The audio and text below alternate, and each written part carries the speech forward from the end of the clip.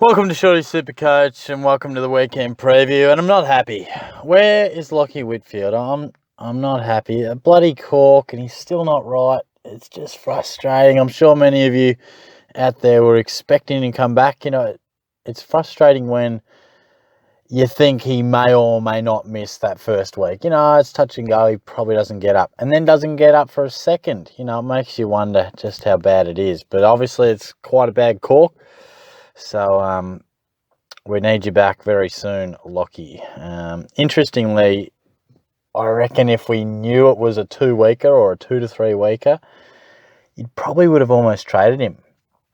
The fact that he is got a break even about 200, you would probably have just sidewaysed to Lloyd or Sicily or someone like that, and then just pick Whitfield on the way back, at probably 450, 460, depending how he scores when he comes back. But look, frustrating, very frustrating. I don't think it will alter my trade plans. I will go through those in a sec, but there's a little bit to like, but overall nothing amazing.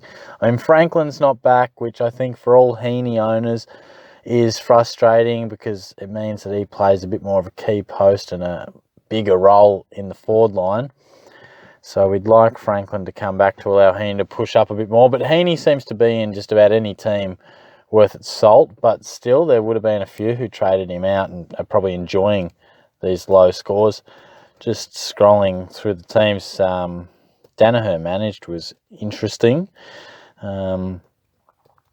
Ainsworth keeps his spot, so clearly he's a guy that many will trade down to, which is definitely an option I reckon you should be pursuing. Setterfield back in the side, that'll help a few.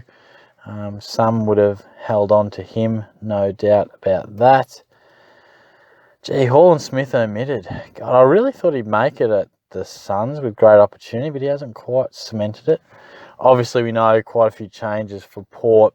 The notable ones, Butters has been dropped. Otherwise, there doesn't seem to be too much SuperCoach relevant sort of stuff. Moving on to the Sunday teams, obviously awaiting Paddy Dangerfield's fitness.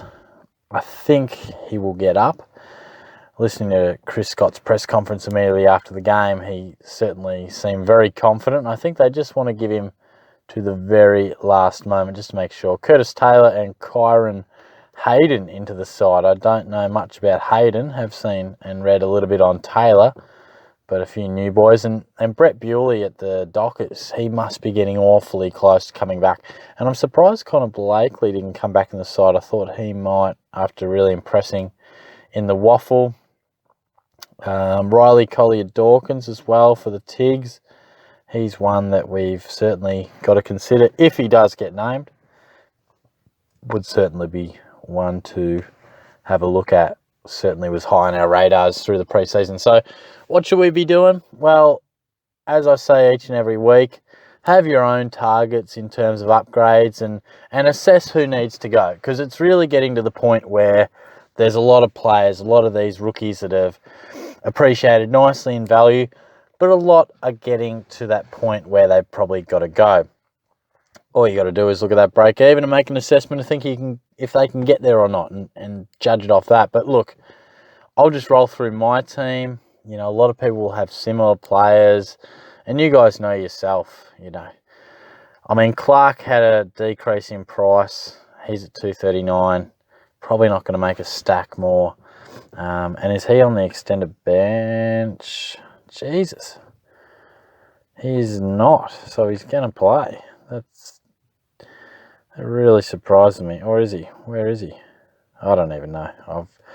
I've lost me tabs, but there's not going to be too much for him, I wouldn't have thought, in terms of going up in price. He's really slowed up quite a bit.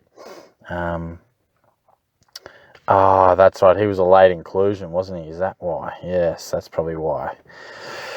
Just figured that one out on the run. But anyway, so Hoare making good coin. Dersma, somewhat of a plateau, but I think he's capable scorer, a guy that you can have on the field, which is good.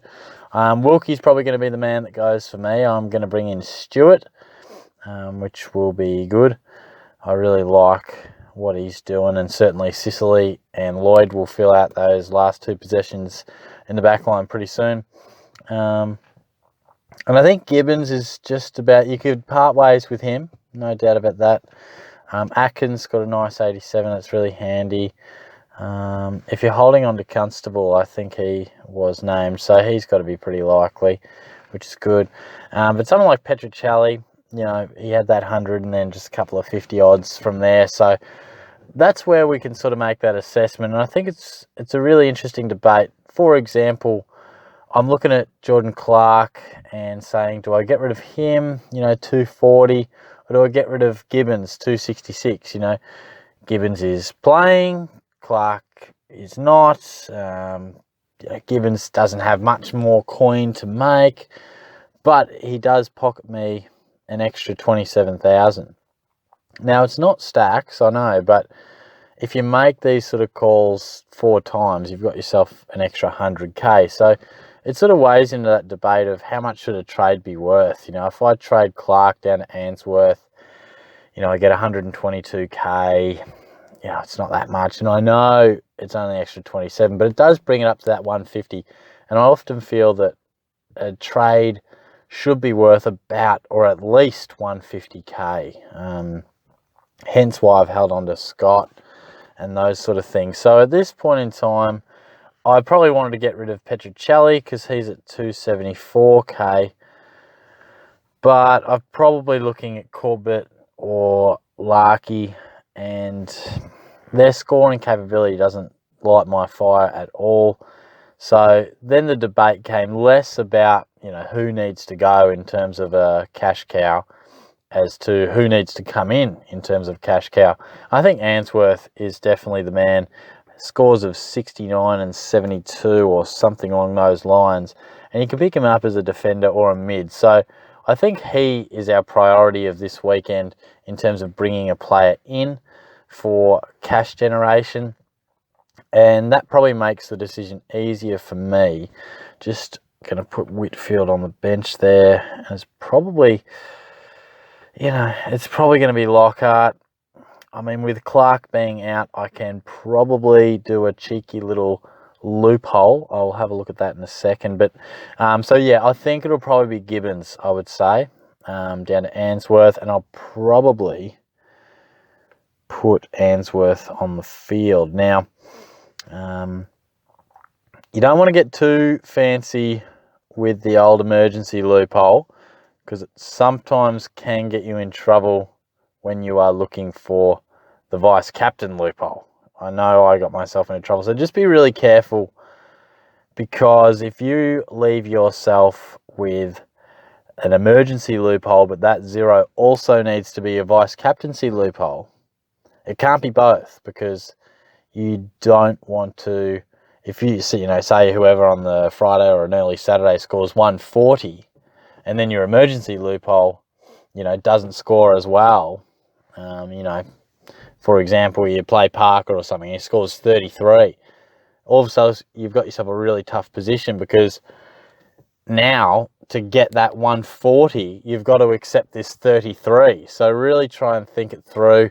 I know it's all a little fancy, but I'll try and give you a little example of how I'll approach it this week. So I'm thinking vice captain Cripps, because they play on Saturday, and my available zeros, I have Bailey Scott and Jordan Clark, obviously playing each other, their clubs at least.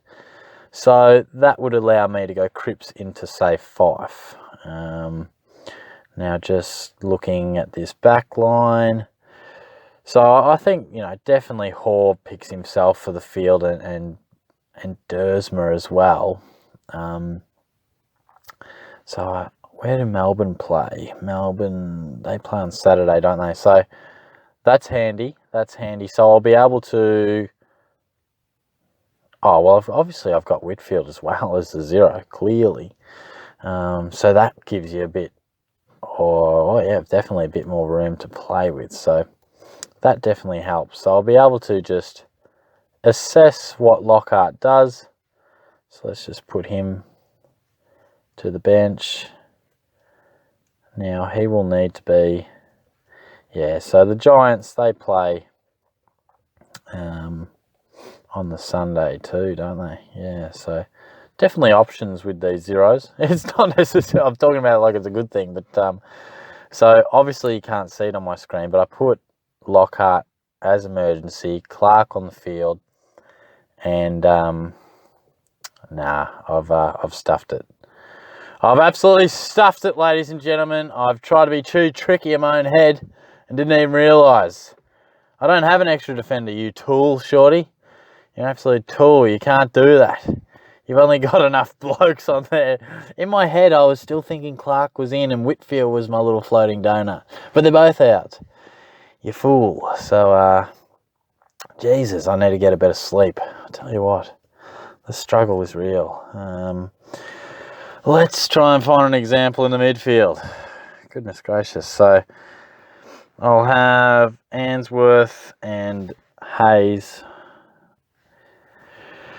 And Brisbane play, well, obviously the Doggies, they play each other, of course. Ballarat, the old stomping ground for Shorty. So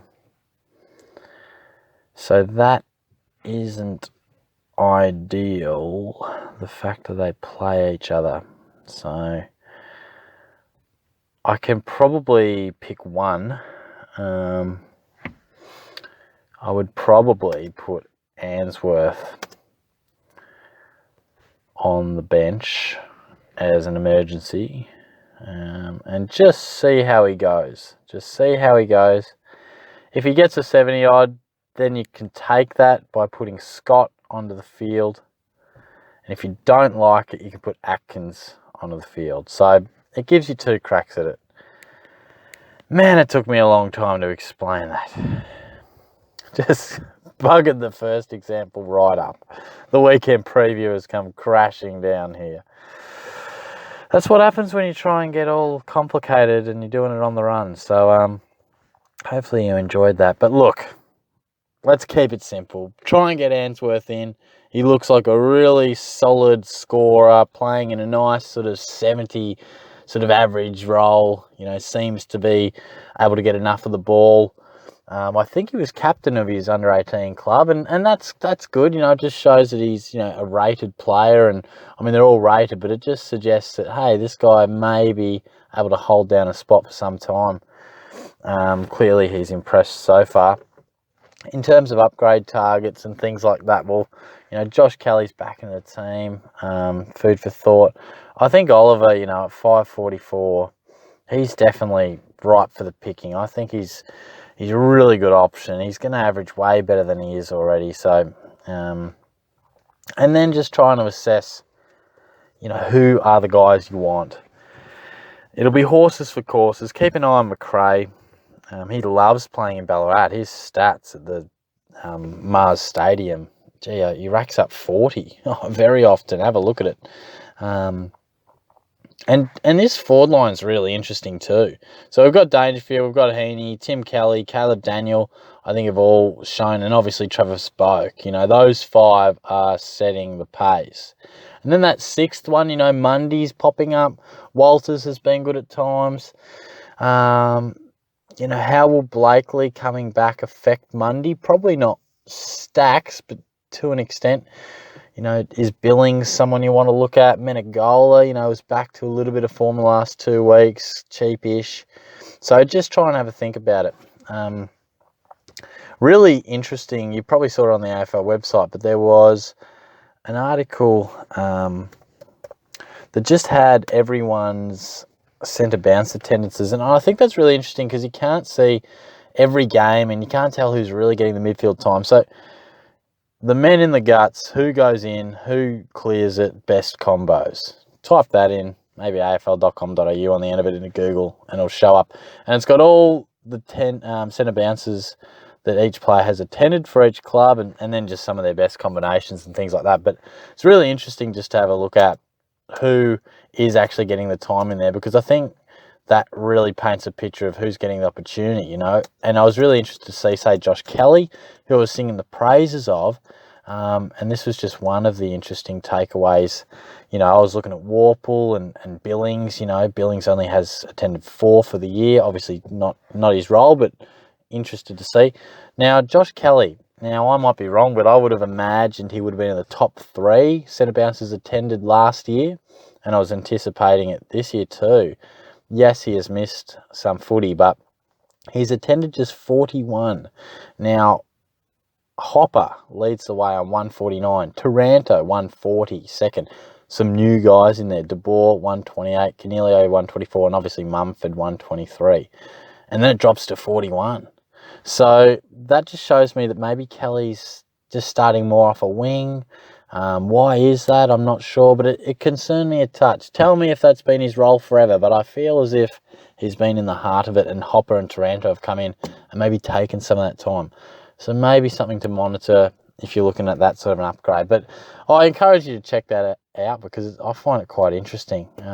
Could be a good point of reference throughout the next couple of weeks. But yeah, look, a bit of a different weekend preview from Shorty. Pretty random. I think I'm going to go watch AFL 360, have a bit of lasagna and jump into bed, I think. So hopefully you guys have had a good night and everyone out there have a good weekend in football and SuperCoach. Hopefully you score well and hopefully you play well. And if you're not playing, hopefully your club plays well. I might get along to the North Melbourne game on Sunday potentially. See what the fam's doing. But all the best. I'll be back soon. Cheers.